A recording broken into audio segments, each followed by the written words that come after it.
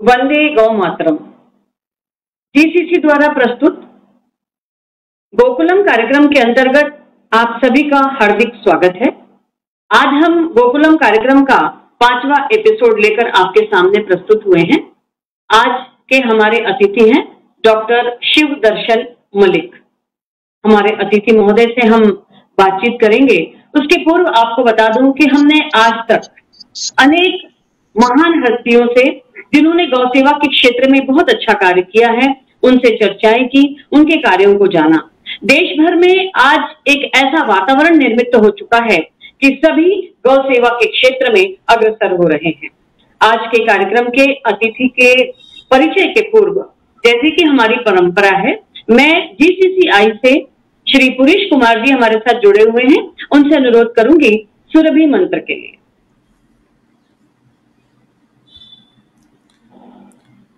ओम श्रीं सुरभ्यै नमः। सर्वकामदुधे देवी सर्वतीर्थीभिषेचिनी पावने सुरभि श्रेष्ठे देवी तुभ्यं नमोस्तुते। लक्ष्मीर्या लोकपालनां धेनुरूपेण संस्थिता घृतं वहति यज्ञार्थ मम पापं व्यपोहतु। ओम श्रीं सुरभ्यै नमः। आप सभी का बहुत बहुत स्वागत है। आज के हमारे अतिथि डॉक्टर शिव दर्शन मलिक जी के संपूर्ण परिचय के लिए मैं अनुरोध करूंगी पुरीश कुमार जी से। जी धन्यवाद दीदी।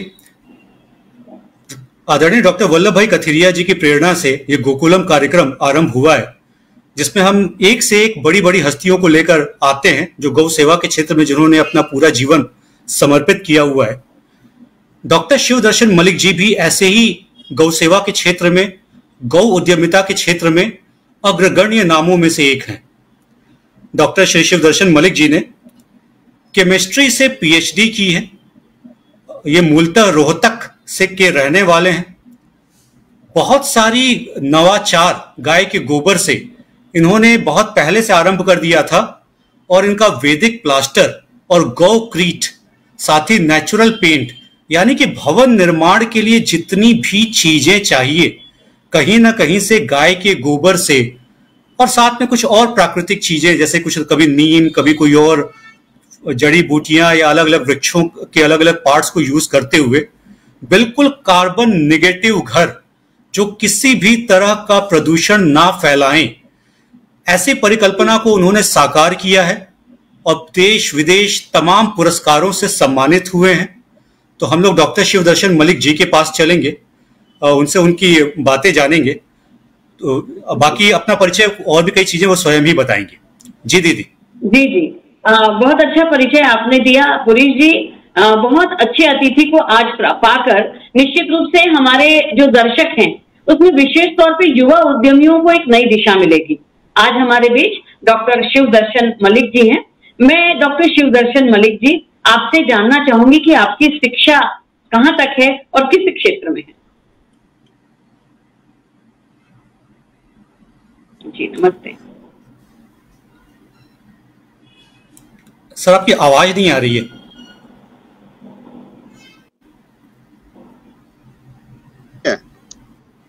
जी अब ठीक है। हाँ, तो मेरी जो शिक्षा है वो पीएचडी तक है, और पीएचडी के बाद आज भी मैं शिक्षित हो रहा हूं। अभी तक मैं अपने नाम के आगे अनपढ़ लिखता हूं, क्योंकि जब हमें ये लगने लग जाता है मुझे पूरा ज्ञान हो गया, तो फिर आगे सीखने की संभावनाएं कम हो जाती हैं। तो पीएचडी तक मैं पढ़ा हूं, और पीएचडी के बाद अब भी मैं पढ़ ही रहा हूं। प्रतिदिन कुछ ना कुछ मैं पढ़ता ही रहता हूं। और जो मैंने सबसे ज्यादा पढ़ा वो गोबर को पढ़ा। आज जो हम ये बातें करेंगे, इसके अंदर ये वार्तालाप टाइप से मैं चाहता हूं हम करें। आपके जो प्रश्न हैं वो आप खुल के पूछें। जी मैंने आज डॉक्टर, जैसा कि आपने कहा कि पीएचडी की है आपने, तो किस स्ट्रीम में आपने पढ़ाई की है? आप आर्ट्स के स्टूडेंट हैं, साइंस के स्टूडेंट हैं, या क्या किया आपने? केमिस्ट्री, रसायन शास्त्र।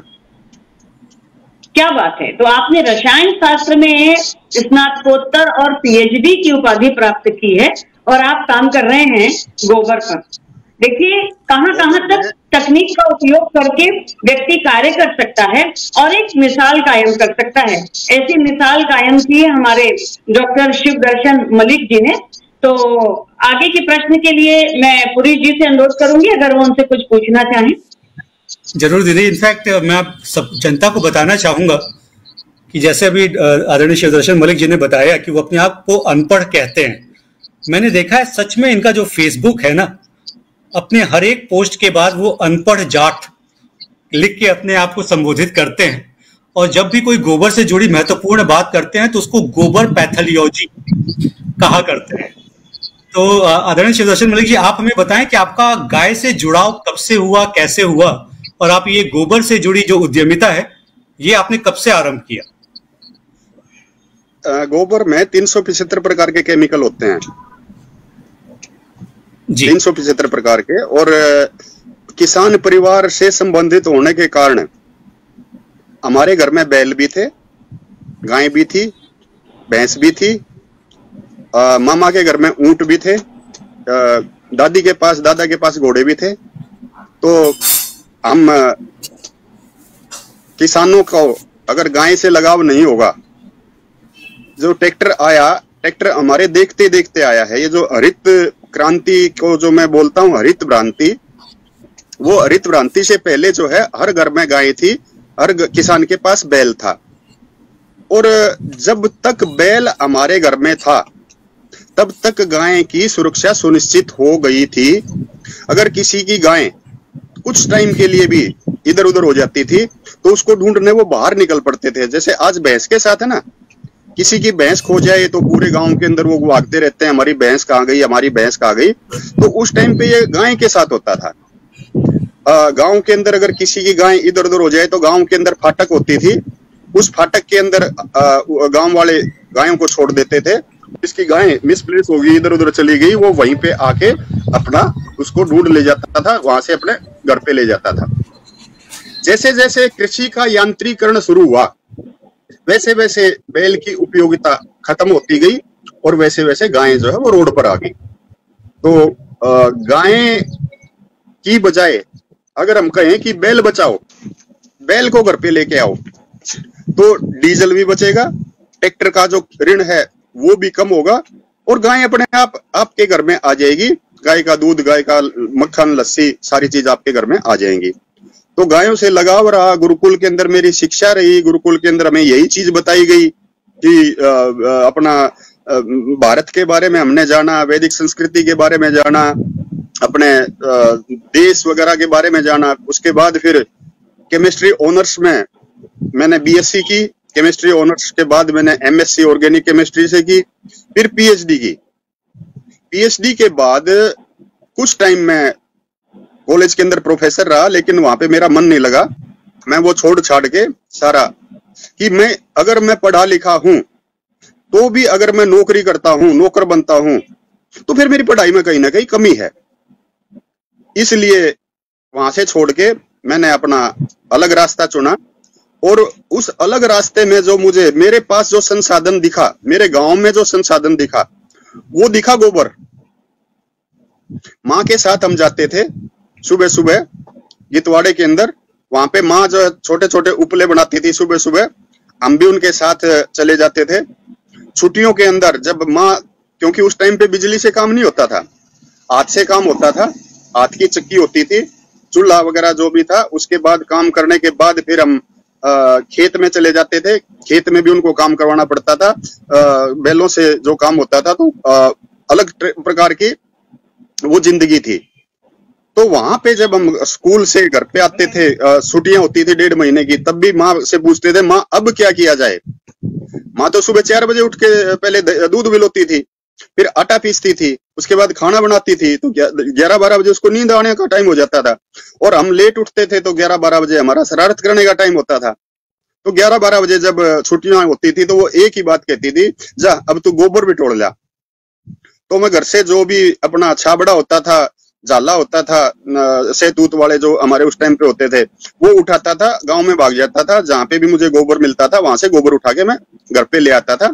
फिर वो उसकी थेपड़ी वगैरह वो बनाना शुरू कर देता था। माँ गोबर से लिपाई करती थी तो उसके साथ भी मैं लिपाई करने भी लग जाता था। तो गोबर से जो है मेरा उसी टाइम से मोहब्बत हो गई थी मुझे गोबर से। प्यार ऐसा कहा जा सकता है सुदर्शन जी कि आपके जीवन में सैद्धांतिक शिक्षा से ज्यादा व्यवहारिक शिक्षा ने प्रभाव डाला है, और गुरुकुल का अध्ययन, जैसा कि आपने बताया कि कितना महत्वपूर्ण है वर्तमान समय में। आज नई शिक्षा नीति में भी इस पर बहुत ध्यान दिया जा रहा है। तो क्या बहुत अच्छी बात आपने कही कि गुरुकुल में आपने जो शिक्षा ग्रहण की है, आरंभिक शिक्षा, इसका आपके जीवन पर बहुत प्रभाव दिख रहा है, और निश्चित रूप से आपने इस प्रकार के कार्य में अपना कदम बढ़ाया। तो कौन कौन से ऐसे प्रोडक्ट्स हैं जिनको आपने सैद्धांतिक और व्यवहारिक दोनों प्रकार की शिक्षा और अनुभव के आधार पर आरंभ किया और तैयार किया है और विश्व के सामने एक उदाहरण प्रस्तुत किया है? कौन कौन से प्रोडक्ट?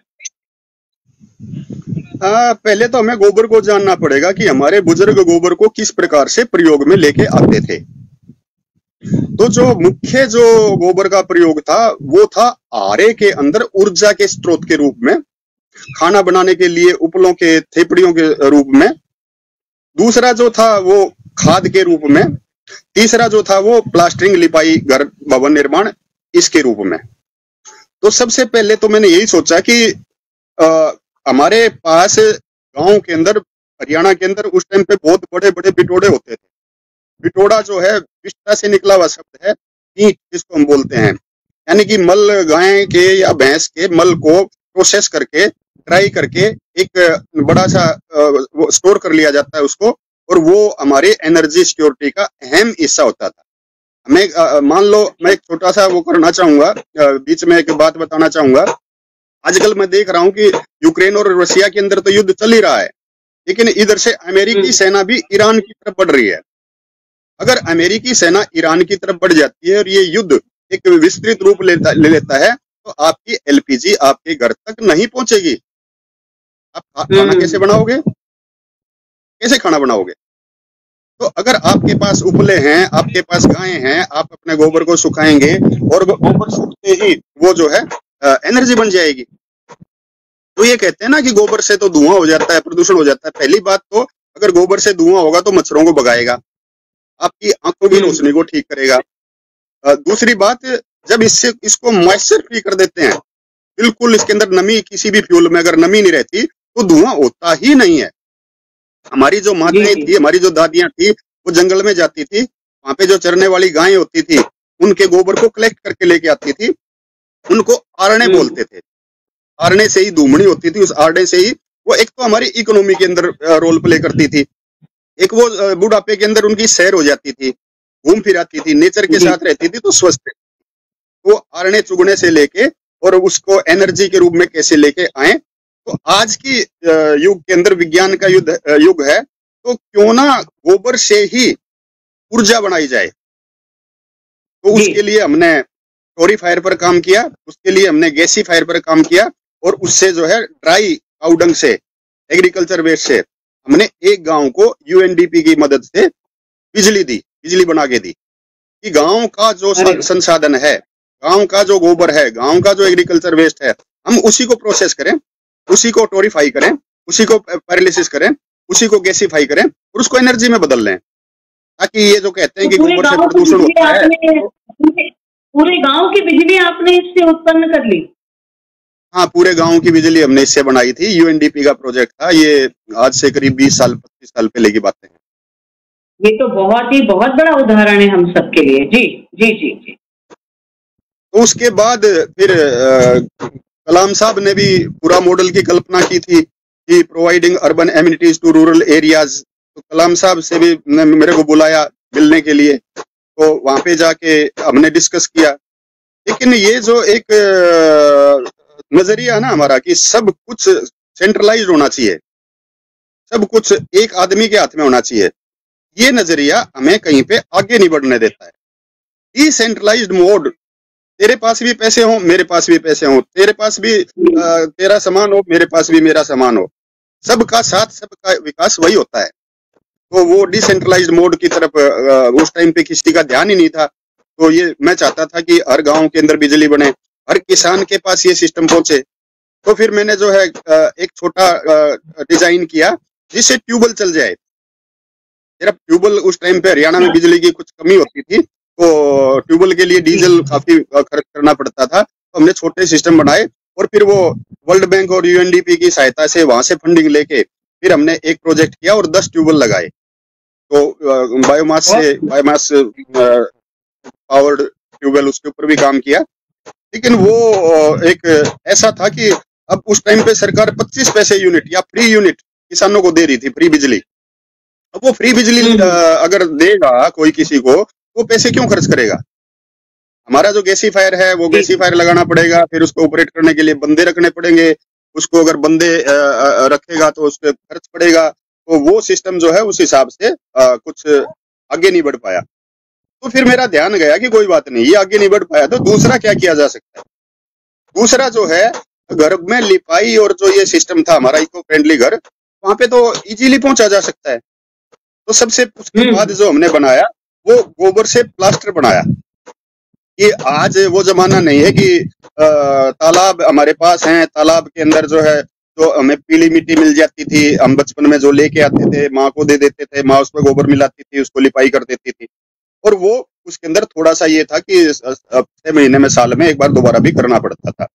वो सारी चीजें लेके फिर हमने दोबारा इसकी तरफ आगे काम बढ़ाया कि प्रोडक्ट ऐसा हो जो सीमेंट से अच्छा हो, सीमेंट से बढ़िया लाइफ हो, ड्यूरेबिलिटी भी बहुत अच्छी हो, एक बार करने से काम चल जाए।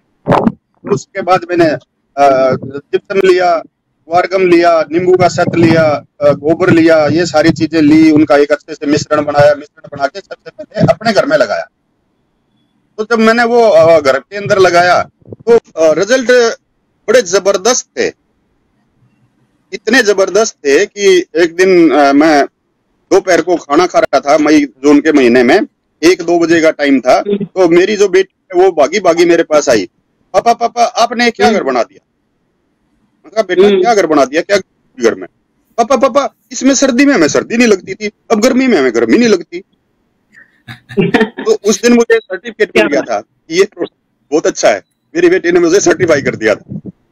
तो उसके बाद वैदिक प्लास्टर का मैंने किया इधर उधर, जिसके भी घर में लगा। मैंने आज तक वैदिक प्लास्टर की मार्केटिंग के लिए सोशल मीडिया के अलावा किसी को 5 पैसे नहीं दिए हैं। वो कहते हैं ना पेड प्रमोशन, पेड प्रमोशन, मैंने किसी को कुछ नहीं किया, सिर्फ सोशल मीडिया पे प्रचार किया और आगे से आगे लोगों ने माउथ पब्लिसिटी की। भाई मैंने तो लगवा लिया, मेरे को आ गया जी साहब, मैंने बहुत बढ़िया लग गया, मेरा बहुत बढ़िया है। तो इस प्रकार से ये आगे चल निकला। तो अब ये आगे चल निकला तो अगला जो मेरा जो था ना वो ये था कि इसके अंदर तो गोबर थोड़ा है, और जब मैं गौशाला में गया तो वहां पे मेरी आंखें खुली की खुली रहेगी। यही मौसम था, अगस्त का महीना था, सितंबर का महीना था, और गायें एक 1.5 फुट गोबर के अंदर खड़ी थी। अब इस मौसम में बारिश आ जाए तो आप भी भाग के अपने घर में घुसने की कोशिश करोगे, और भी जो होगा वो भी घर में घुसने की कोशिश करोगे। गौशाला में गायें खड़ी हैं, वो तो गोबर करेगी ही करेगी, उसके ऊपर पानी पड़ेगा, वो फिर करा क्या, वो बड़ी विचित्र सी स्थिति है। तो जब मैंने वहां पे बल्क में गोबर देखा तो उसी टाइम पे मेरे मन में ये विचार आया कि गोबर का संपूर्ण उपयोग कैसे हो। मान लो मेरे पास 1000 गायें हैं, मान लो मेरे पास 5000 गायें हैं, तो उसके गोबर का मैं करूं क्या? जगह जगह मैंने बायोगैस लगे देखे हैं गौशालाओं में, लेकिन उनकी जो अंदर क्योंकि मिट्टी ज्यादा होती है, धीरे धीरे उनके जो डाइजेस्टर वो भर जाते हैं, वो बंद हो जाते हैं, एक्सपर्ट वहां पे होते नहीं है। तो दूसरे जो उपयोग हैं वो मेरे को व्यवहारिक कोई लगा नहीं। तो उसी टाइम पे मेरे को अमेरिका से एक यूनिवर्सिटी का इन्विटेशन आ गया कि हमारे यहाँ पे आप वैदिक प्लास्टर और इको फ्रेंडली प्रोडक्ट्स के ऊपर लेक्चर दे के जाओ। तो फिर मैं अमेरिका चला गया। अमेरिका गया तो वहां पे मैंने देखा कि वहां पे वो लोग पतले पतले बोर्ड के मकान बनाते हैं, वहां पे लकड़ी ज्यादा है, तो आरे से वो चीर के जो उनका वेस्ट बचता है उसको प्रोसेस करके बोर्ड बना लेते हैं। ज्यादातर बोर्ड जो है से ही मकान बनते हैं। दूसरा उस टाइम पे मेरा ध्यान गया हेम्पक्रीट की ओर, कि हेम्प जो है वो जिसको हम भांग बोलते हैं, भांग को वो काटते हैं सुखा के और उसके अंदर चूना मिला लेते हैं, उसका ब्लॉक बना लेते हैं, उससे मकान बना लेते हैं। ये कुछ लेटेस्ट टेक्नोलॉजीज थी वर्ल्ड की जिससे मकान बनती थी। जब मैंने हेम्पक्रीट का नाम सुना, हेम्पक्रीट को पढ़ा, तो उसी टाइम पे मेरे लिए रास्ता खुल गया कि हेम्प के लिए तो हमें हेम्प को काटना पड़ेगा, प्रोसेस करना पड़ेगा। गोबर तो पहले ही पिसाया है, गोबर तो पहले ही गाय ने जो ना अच्छे से प्रोसेस कर दिया है। तो वो मैंने, और उसके अंदर जो है पानी पहले से ही है, तो मैंने जो है ताजा गोबर लिया और उसको मिला के अपना चूना वगैरह और चीजें मिला के, और फिर हमारी जो सहयोगी थी, मैं उस टाइम पे अमेरिका था, वाणी गोयल उस टाइम पे भारत थी, तो वाणी गोयल ने 4 ईंट ली और उन ईंटों के बीच में वो भर के एक अलग ईंट बना ली। तो वो हमारी पहली गोक्रीट की ईंट थी। फिर वो गोक्रीट की ईंट बनी। फिर मैं बैल घर पे लेके आया काफी सालों के बाद। बैल मैंने देखा गौशाला में, बेचारा रो रहा था, उसके कीचड़ लगे हुए थे, बिल्कुल जवान बैल। यार जवान बैल गौशाला में खड़ा है, हम कहते हैं हम गो रख सकते हैं, कैसे गो रख सकते हैं? तो फिर मैं वो बैल लेके आया और बैल से फिर मैंने बिजली बनवाई। बैल से मैंने क्योंकि वो जो पहले मॉडल थे जो हम आईआईटी में जब हम काम करते थे, आईआईटी दिल्ली वगैरह के साथ, उस टाइम पे वो बैल को सीधा इससे जोड़ते थे, एलिवेटर से जोड़ के, और उसका आरपीएम वगैरह बढ़ा के उस प्रकार से बिजली बना रहे थे। उसके अंदर क्योंकि मेरे को तो पता है, मैंने बैल चला रखा है, बैल को अगर मैं थोड़ा सा टटकारा दूंगा, ऐसे करूंगा, तो उसकी स्पीड तेज हो जाएगी, मेरा ध्यान कम होगा तो उसकी स्पीड कम हो जाएगी। तो आरपीएम में फ्लक्चुएशन बहुत ज्यादा होती थी। तो फिर मैंने धरती पे कितने प्रकार से बिजलियां बनती हैं वो मैंने पहले पढ़ ही रखा था। तो फिर जैसे जर्मनी में और अमेरिका में क्या होता है, जब ऑफ पीक आवर होता है तो वो जो एक्स्ट्रा बिजली होता है उससे वो एयर कंप्रेस करवा लेते हैं, और जब पीक आवर्स होते हैं, बिजली जब ज्यादा खपत होती है, तो उसी जो कंप्रेस्ड एयर है वो उसी को छोड़ के उससे टरबाइन चला के उससे बिजली बना रहे हैं। तो यार मेरा बैल हवा को तो दबा ही देगा। तो फिर मैं एक कंप्रेसर लेके आया, उससे मैंने एयर कंप्रेस करवाई, फिर मैं एयर मोटर लेके आया, फिर मैंने बिजली बनाई बैल से बिजली बनाई। तो बैल से बिजली बनाने के बाद फिर दर्शन जी, मैं आपको बीच में रोकना चाहूंगी, मैं ये जानना चाहूंगी कि हमारी ईंट वाली जो बात है वो थोड़ी अधूरी रह गई। आपने बताया कि आप अमेरिका में थे और यहाँ आपकी पहली ईंट बन गई। ये बहुत ही इंटरेस्टिंग बात आपने बताई, प्रयोग किया मैडम गोयल ने। लेकिन ईंट का उत्पादन फिर किस तरह से बढ़ा और उसका क्या जनता में उसकी क्या स्वीकार्यता है और कैसे वो काम बढ़ा, अगर हम वो जानना चाहें। हमारे यहाँ पे एक कहावत है, आपका हमारे स्वर्ग दिखता है। जब हम मर जाएंगे ना तभी स्वर्ग दिखेगा। तो सबसे पहले अपने ऊपर प्रयोग करने पड़ते हैं। सबसे पहले जो प्रयोग है, जैसे मैंने अपने घर के अंदर वैदिक प्लास्टर बनाया, तो उसी प्रकार से वाणी गोयल की गाय भी थी उसके पास, मेरे पास भी बैल था। तो हम जो है रोहतक में उनको ले आए और रोहतक के अंदर हमने जो है ईंटें बनाना शुरू किया। और सबसे पहला जो आप बार बार फोटो दिखा रहे हैं जिसके ऊपर एक गाय और एक बैल का फोटो है, वो कमरा बनाया और वो उन दोनों के गोबर से ही बनाया। आप चित्र दिखाओ लोगों को, जो आप बार बार दिखा रहे हो ना, जिसके अंदर मैं ईंट लिए बैठा हूँ और पीछे एक गाय और एक बछड़ा है, बैल है, वो बैल बलराज है और वो गाय है वो नंदनी है। उनसे ही हमने सबसे पहले रोहतक में एक कमरा बनाया। अब आगे प्रयोग के लिए हमें और ज्यादा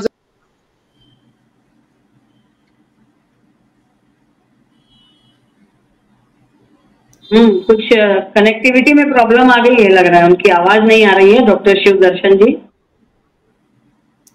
पुलिस जी, वो मेरे ख्याल से अभी कनेक्ट कर लेंगे। जैसे दीदी जुड़ गए। जो उनकी इमेज देख पा रहे हैं, वो जिस घर के सामने खड़े हैं वो भी गोक्रीट से ही बना हुआ है। वो मेरे ख्याल से अभी बना रहे हैं इसको, और इनफैक्ट लंबे समय से मैं इनकी चीजें देखता आ रहा हूँ। वो है इनका कुछ गाय को लेके जितनी भी तरह की डिस्कशन मैंने इनके साथ आज तक की है, चाहे वो ब्रीडिंग से जुड़ा हो, चाहे वो ऊर्जा से जुड़ा हो या कुछ भी, मैंने नोटिस किया है कि हर क्षेत्र में ये पारंगत, मतलब गाय से जुड़ी चीजों में व्यवहारिक रूप से पारंगत हैं। इसलिए भी हमें ऐसा लगता है कि डॉक्टर शिवदर्शन जी से बातचीत करके ऐसा लग रहा है कि हमारे जो युवा साथी हैं, जो कुछ तकनीक के माध्यम से किसी चीज को समझना चाहते हैं, तो टेक्नोलॉजी को किस प्रकार से गौ से जोड़ा जाए, इसके लिए एक बहुत अच्छा उदाहरण है और उनके सारे प्रयोग बहुत अच्छे हैं। शिवदर्शन जी, आप हमारे साथ जुड़ गए हैं फिर से। उनका फोटो तो दिख रहा है लेकिन शायद आवाज नहीं आ रही है। शिवदर्शन जी, कोई नहीं, मेरे ख्याल से अभी वो जुड़ेंगे तो बताएंगे। जी जी। और मैं आपको बताऊं तो बहुत अच्छा उनका काम चल रहा है और इस प्रकार के अगर प्रयोग सतत और सातत्य के साथ होते रहें। एक बहुत अच्छी बात पुरीश जी उन्होंने कही कि वो एक ऐसे मॉडल को डेवलप करना चाहते हैं जिसमें एक दूसरे पर गांव वाले आश्रित रहें, सबका साथ सबके विकास की जो बात की उन्होंने। तो ये अपनी प्राचीन संस्कृति और प्राचीन परंपरा की बात है कि अन्योन्याश्रित संबंध हुआ करते थे समाज में और इसीलिए सस्टेन करता था हमारा समाज और हमारा सामाजिक विकास। तो इस परंपरा को गौ माता के माध्यम से, गौ उद्यम के माध्यम से किस तरह वो ग्राम में स्थापित कर रहे हैं, ये भी एक बहुत बड़ा उदाहरण हम सबके सामने लाने की कोशिश वो कर रहे हैं। जी, आप कुछ कह रहे थे। जी, वैसे वो तो अभी मेरे ख्याल से कनेक्ट होना चाहिए उनको दोबारा। और तब तक मैं ये बता रहा हूँ कि बहुत सारे राष्ट्रीय अंतर्राष्ट्रीय पुरस्कार भी इनके कार्यों की वजह से मिले हुए हैं। जैसे हम लोग फोटो भी थोड़ी देर पहले देख, आदरणीय हमारे पूर्व राष्ट्रपति कलाम साहब के साथ उनकी फोटो है। तो बहुत सारी चीजें इन्होंने ऑलरेडी स्टडी की। मुझे व्यक्तिगत रूप से याद आता है जब हमने गौटेक इवेंट किया, तो गौटेक इवेंट में इनको एज ए स्पीकर हम लोगों ने अपने एक सेमिनार में इनवाइट किया था, जहां पे उन्होंने बैल को लेकर इतनी व्यवहारिक बातें बताई। और चलिए, इनका ये कुछ प्रोडक्ट तो बहुत बड़े हिट हैं ही, जो वैदिक प्लास्टर है और गोक्रीट है, जिनके ऊपर उन्होंने बाद में बकायदा पेटेंट वगैरह भी लिया हुआ है, क्योंकि वो नए जमाने को समझते हैं, नई टेक्नोलॉजीज को समझते हैं और कैसे इन चीजों को प्रोटेक्ट करके रखना चाहिए। तो उन्होंने बकायदा पेटेंट भी लिया और फिर भी कहा गया कि भाई आप जनता को मतलब कैसे इसके बारे में ट्रेनिंग मिले। तो वो बताया कि मैं लंबे समय से, जब से बनाने स्टार्ट किया है, वो लगातार ट्रेनिंग देते रहते हैं। मतलब हर महीने उनके 2 से 3 ट्रेनिंग सेशन होते हैं, जहां पे इवन विदेशों से भी लोग आते हैं। तो कहीं ना कहीं से ये तो आपने बहुत अच्छी बात बताई। क्या हमारे देश भर के युवा ऐसे गौ उद्यमी जो इस प्रकार के प्रोडक्ट बनाना सीखना चाहते हैं वो वहां पहुंच सकते हैं? बिल्कुल बिल्कुल। मेरी आवाज आई क्या? मैं बीच में डिस्कनेक्ट हो गया था। जी जी, आए जी, बताएं आप। मैं बीच में डिस्कनेक्ट हो गया था, तो मुझे नहीं पता आप कहां तक मुझे सुन पाए हैं। जी जी, नहीं, आप वो अपना ये गोक्रीट की बात बता रहे थे। हाँ, तो अभी जैसे मैंने बताया कि पंजाब में मकान बन चुके हैं, हरियाणा में मकान बन चुके हैं, राजस्थान में मकान बन चुके हैं, गुजरात में मकान बन चुके हैं, महाराष्ट्र में मकान बन चुके हैं, छत्तीसगढ़ में मकान बन चुके हैं, मध्य प्रदेश में मकान बन चुके हैं। तो अब पहले तो होता है 1, उसके आगे फिर 1 0 लगती है, 10 बन जाते हैं, फिर 1 0 लगती है, 100 बन जाते हैं, फिर 1 0 लगती है, 1000 बन जाते हैं, फिर 1 0 लगती है, 10,000 और लाख बन जाते हैं। तो जैसे ये हमने स्टार्ट किया, हम 1 थे, फिर 1 0 लगी, 1 0 लगी, तो ये एक इको फ्रेंडली, जो हम कहते हैं ना कि हमें तो कार्बन से छुटकारा पाना है, हमें तो प्रदूषण से छुटकारा पाना है, कार्बन से छुटकारा भी मिले, आपके उद्योग भी बढ़े, आपके घर में गायें भी आए और आप अच्छा स्वस्थ राष्ट्र बना पाए। तो ये इसकी दिशा में हम आगे बढ़ रहे हैं। जी, अच्छा डॉक्टर साहब, हालांकि इसका जवाब मुझे पता है, लेकिन जो हमारे श्रोता वर्ग हैं, जो हमें देख रहे हैं, सुन रहे हैं, उनसे मैं मतलब उनकी ओर से मैं एक पुराना संशय उठाना चाहूंगा कि ये जो गाय के गोबर से जो ईंट बनती है, मकान बनते हैं, इनकी मजबूती, ये कितनी मजबूत होते हैं और क्या हम बहुमंजिला इमारतें गोक्रीट के माध्यम से बना सकते हैं? देखिए, हमारे जो बुजुर्ग थे ना, वो हजारों सालों तक मिट्टी के मकानों में रहते आए हैं। अगर आप अपना बचपन याद करेंगे, अपने गांव को याद करेंगे, तो वहां पे आपको मिट्टी का मकान ही दिखेगा। किसी भी गांव में चले जाओ, 50 साल पहले जितने भी मकान थे, मेरे दादा का मकान जिसके अंदर मैं छोटा था, लुकम छिपाई हम खेलते थे बच्चों के, वो भी मिट्टी का होता था। तो और जब हम पीछे जाते हैं, राखीगढ़ी हरियाणा के अंदर जो स्थान है, जहाँ पे 15,000 साल पहले से हम आबाद हैं, वहां से लेके वहां पे भी हमें वही मिट्टी के मकान दिखाई देते हैं। और मेरे जो दादा की एज थी, वहां पे भी हमें मिट्टी के मकान दिखाई देते हैं। यानी कि हम हजारों साल मिट्टी के मकानों में रहे हैं, तो ये बड़े मजबूत होते हैं। और शिवम सिटी अगर आप गूगल करेंगे तो शिवम सिटी में 15वीं से 16वीं सदी के अंदर 7 से 11 मंजिले मकान बने हुए मिट्टी के, और वो आज भी यूं की हुई हैं। तो मिट्टी की उम्र नहीं होती है, मिट्टी की जो है लाइफ काफी बढ़िया होती है। और जब हम इसके अंदर, क्योंकि मैं तो केमिस्ट्री का स्टूडेंट रहा हूं, तो इसकी जो कमियां थी कि आग ना लगे, पानी में ना गले, इस प्रकार की जो कमियां थी वो मैंने इसकी दूर की और इसकी स्ट्रेंथ मैंने बढ़ाई। तो इसकी जो है 3 से 4 MPa स्ट्रेंथ होती है, मजबूती में कोई कमी नहीं है। अपना जितना मर्जी मंजिल आप बनाना चाहो बना सकते हो, और लाइफ इनकी काफी अच्छी है। और जो कुछ इस तरह की बातें लोग करते हैं कि मान जाइए गोबर से बना हुआ है तो इसमें समय के साथ क्या कोई फंगस लग सकना या ऐसी कोई चीज नहीं होती ना? हम इसको जो है फंगस प्रूफ, टर्माइट प्रूफ वो सारा करते हैं। इसके अंदर कोई फंगस वगैरह टर्माइट वगैरह जब हमारे पास लोग आ जाते हैं ना, जो 4 दिन का हमारा ट्रेनिंग प्रोग्राम होता है, तो उसके अंदर डिटेल में उनको एक एक चीज करके समझाया जाता है।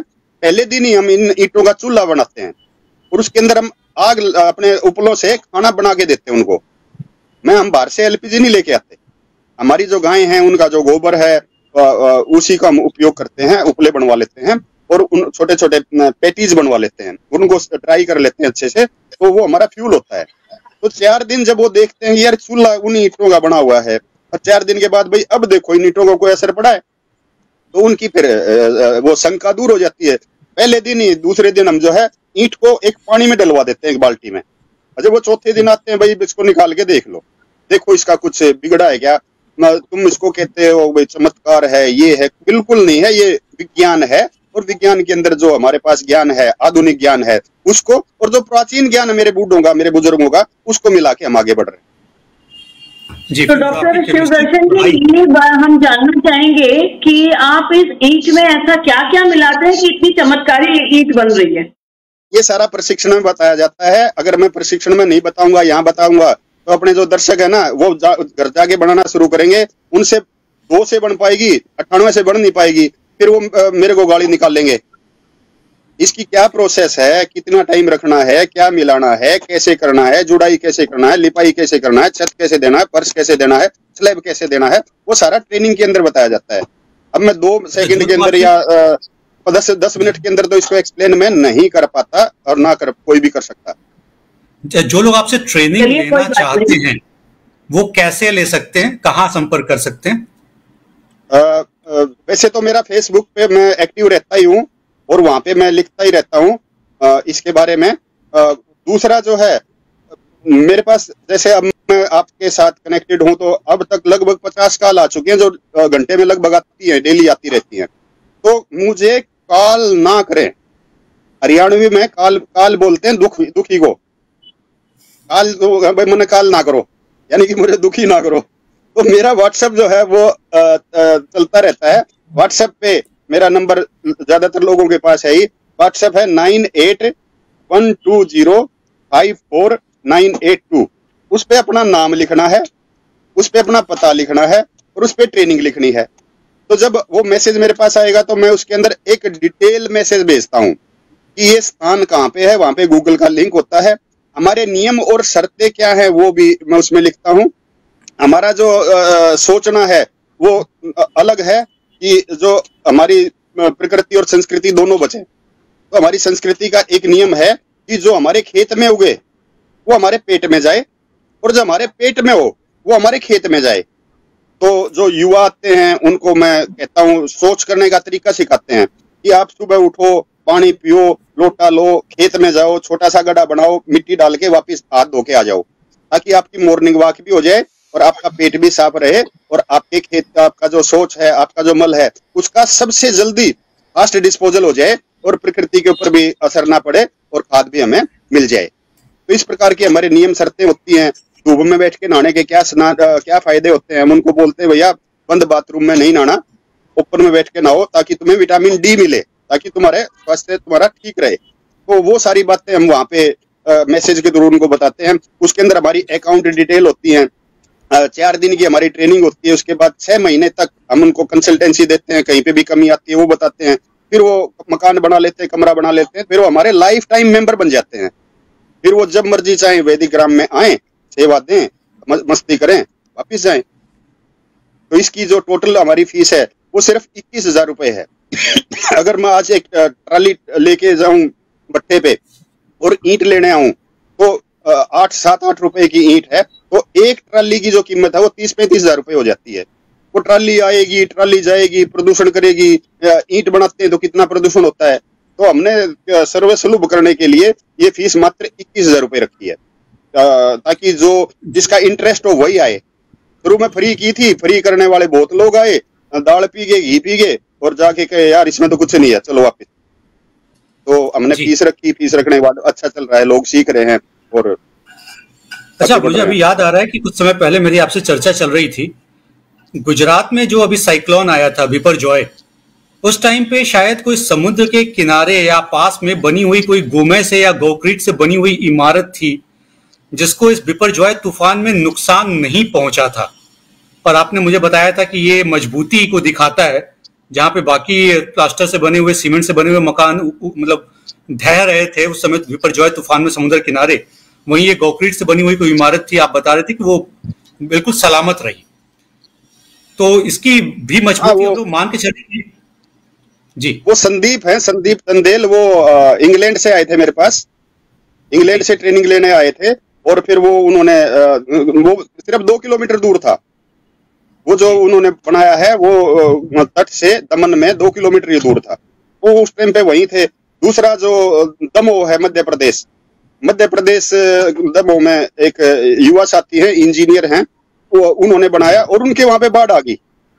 जब उनके वहां पे बाढ़ आई तो उसने मेरे को फोन किया, डॉक्टर साहब मैं ये क्या देख रहा हूँ। अभी क्या देख रहा है? बोला जो पत्थर से जुड़ी हुई दीवारें थी वो हिल रही हैं और जो गोकी से बनाई हुई दीवारें हैं वो सही सलामत खड़ी हैं। तो ये लाइट वेट और आज की जितनी भी तकनीक है, क्योंकि भवन निर्माण में मैंने कहा, जब मैंने ऊर्जा पे काम किया तो विश्व में ऊर्जा कैसे कैसे बनती है, किस किस हिसाब से बनती है, उसका मैंने पूरा अध्ययन किया।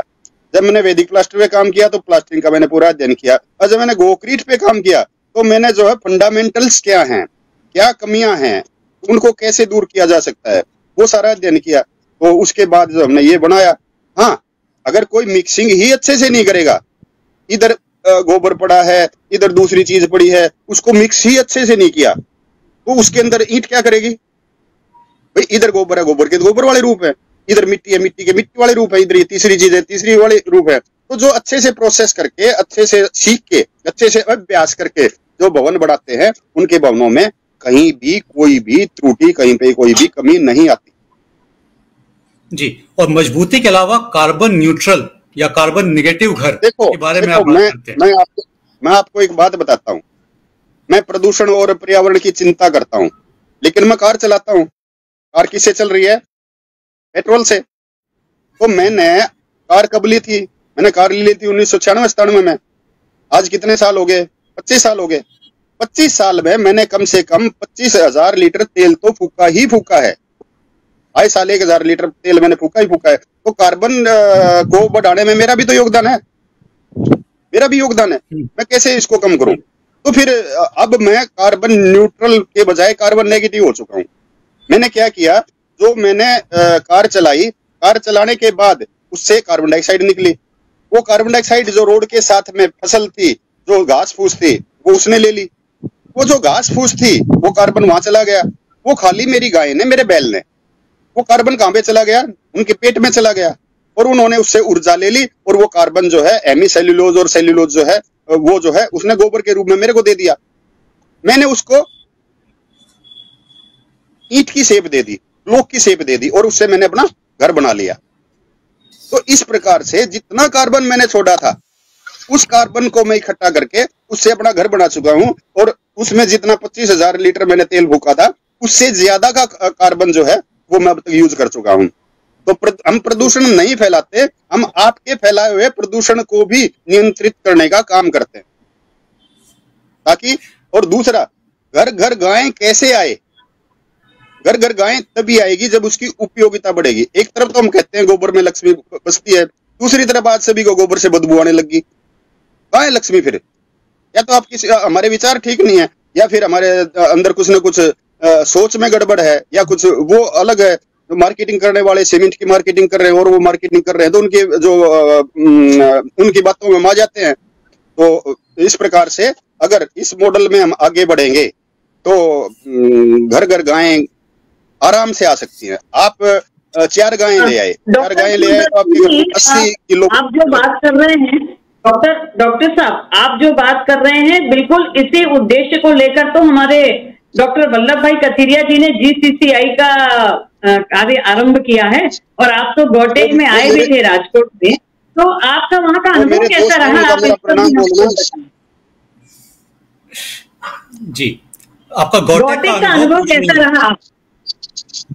गौटेक बड़ा अच्छा प्रयास था, पहला प्रयास था। इस प्रकार के प्रयास हर जगह होने चाहिए। एक सोच बदलने के लिए इस प्रकार के प्रयास नहीं होंगे, जगह जगह नहीं होंगे, तो फिर यही सोचेंगे तो गाय वाले हैं, अकेला आदमी होगा, इसके पास तो ये होगा। तो ये सामूहिक प्रयास कि सारे के सारे लोग एक जगह इकट्ठे हों, अपनी बातें रखें। अब वहां पे मेरे को जब ये पुरस्कार दिया जा रहा था राज्यपाल द्वारा, केरल के राज्यपाल द्वारा, तो वो मेरे को क्या कह रहे थे, यार आप तो गोबर से गुड़ बना रहे हो, आप तो गोबर से गुड़ बना रहे हो। तो इस प्रकार जब लोगों को पता चलता है भैया ये गोबर नहीं है, ये धन है, ये लक्ष्मी है, तो फिर लोग इस तरफ आएंगे। धरती को चलाने वाली जो चीज है ना, वो माया है, माया लक्ष्मी। वो तो हमारे पास जब लक्ष्मी आएगी, माया आएगी, पैसे आएंगे, तो लोग हमारी तरफ अपने आप आएंगे। तो इस प्रकार के जो प्रयोजन है ना, जो गौटेक टाइप के किए थे, ये हर जिले के अंदर साल में एक बार तो होने चाहिए। तो आप लोग गुजरात से हैं और गुजरातियों की सरकार है, तो सरकार को बोलो कि इस प्रकार के आयोजन आगे और कराते रहे। जी बिल्कुल, कथिरिया जी गुजरात से हैं, लेकिन मैं बताऊं ये चीज पूरे भारत में फैल गई है। आप बहुत अच्छी बातचीत कर रहे हैं डॉक्टर शिवदर्शन जी, लेकिन कहीं ना कहीं नेगेटिविटी के विचार हमारे मन में न आए, इस पर भी हमें ध्यान देना चाहिए कि लोग गलत ही सोचते हैं, ऐसा नहीं है। लोग बहुत अच्छा सोचते हैं और गौ सेवा की बता रहा हूँ, लोग बहुत आगे बढ़ रहे हैं। आप देखिए कितना अच्छा हमारा गौटेक का आयोजन हुआ। आज विश्व स्तरीय यह फेडरेशन, यह जो हमारा कॉन्फेडरेशन है, यह तैयार हुआ है। और आप जैसे लोग उदाहरण हैं हमारे समाज में, तो आपको देखकर लोग बहुत कुछ सीखेंगे और निश्चित रूप से आगे आएंगे। हम सब सकारात्मकता के साथ हम सोचते हुए इस क्षेत्र में आगे बढ़े और कैसे गौ उद्यमियों को हम प्रोत्साहित करें। हम तो आपसे यही चाहेंगे कि आप क्या संदेश देना चाहेंगे हमारे युवा गौ उद्यमियों को? ऐसे है, हमारा जीवन क्या है, पहले हमें ये समझना पड़ेगा। हमारा सबसे पहले हमारे को एजुकेट किया जाता है, 20 साल उसमें लगते हैं, उसके अंदर हमारे पैसे लगते हैं। उसके बाद सेकंड स्टेप आती है शादी की, और थर्ड स्टेप आती है मकान बनाने की। जब हम मकान बनाते हैं तो सबसे ज्यादा वन टाइम पैसा हम वहां पे लगा देते हैं। कोई 50 लाख लगाता है, कोई 1 लाख लगाता है, कोई 10 लाख 1 करोड़ लगा देता है। तो अगर आप इस प्रकार से मकान बनाना शुरू कर देंगे तो आपके घर में गाय भी आ जाएगी और आपका घर भी इको फ्रेंडली और उससे कंपैरिजन में सस्ता बन जाएगा, उससे बेटर बन जाएगा। तो ये एक प्रयास है, जगह जगह ये फैलना चाहिए, जगह जगह ये आगे बढ़ना चाहिए। आप कुछ दिखाना चाहते थे हम लोगों को कैमरे पे? आपने बहुत अच्छा संदेश दिया, बहुत अच्छी बात कही। पुरीश जी समापन की ओर बढ़ेंगे, आप करिए। आप जो है, आपको मैं यहाँ पे ईंट बनती दिखा रहा हूँ कि यहाँ पे क्या लग रहा है, यहाँ पे क्या लग रहा है, कैसे हो रहा है। बैटरी भी मेरी 10% ही रहेगी। और इसको ऑटो रोटेट कैसे होगा कैमरा?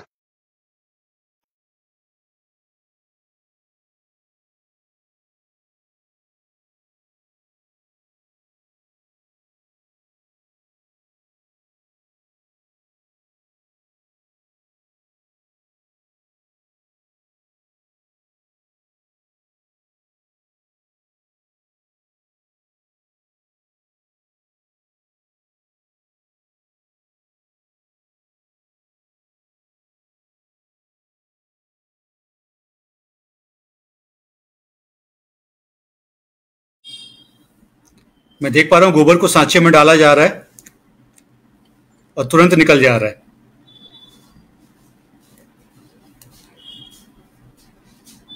बहुत बढ़िया।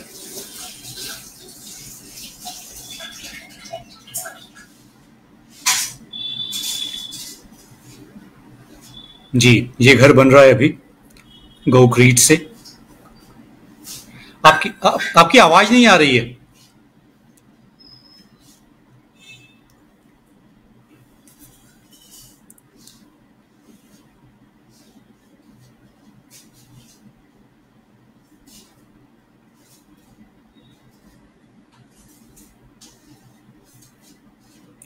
जी, आपकी आवाज नहीं आ रही।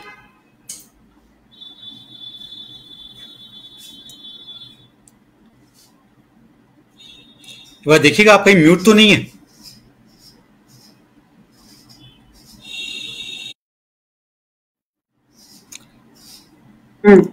पुरीश जी, बहुत अच्छी बातचीत हो गई डॉक्टर शिवदर्शन जी से। मुझे ऐसा लगता है कि हम समाप्त करें, समापन की ओर बढ़ें।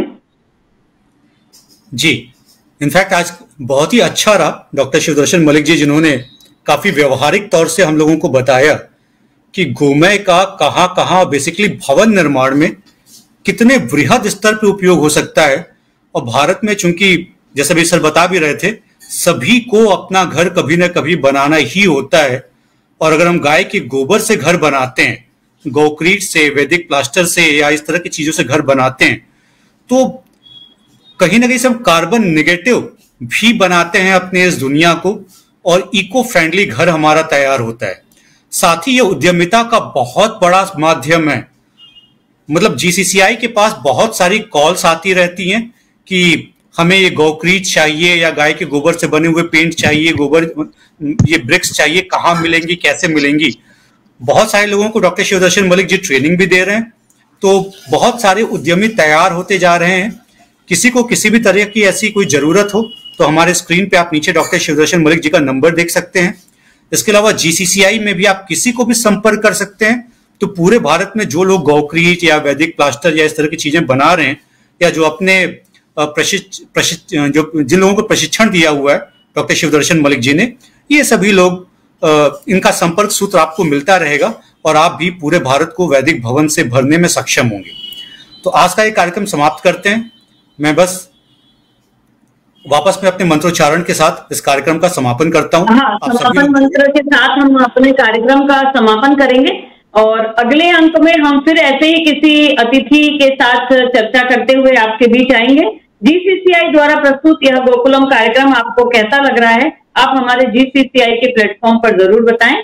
तो मैं समापन के लिए अनुरोध करूंगी, समापन मंत्र के लिए पुरीश कुमार जी। और अगर गलती से आप लोगों ने अभी तक सब्सक्राइब ना किया हो जीसीसीआई के इस यूट्यूब चैनल को, तो मेरा आप सबसे अनुरोध है कि आप अभी इसको सब्सक्राइब भी कर लें, और जिसमें आप हर हफ्ते किसी न किसी चुनिंदा शख्सियत जिन्होंने अपना जीवन गाय और गोमय उत्पादों के प्रति समर्पित किया हुआ है, उनके साथ चर्चा आप देखते रहेंगे। ओम सर्वे भवन्तु सुखिनः, सर्वे सन्तु निरामयाः, सर्वे भद्राणि पश्यन्तु, मा कश्चित् दुःखभाग् भवेत्। ओम शांति शांति शांति। वंदे गोमातरम। आप सभी का बहुत बहुत धन्यवाद। बहुत बहुत धन्यवाद। मिलते हैं अगले अंक में।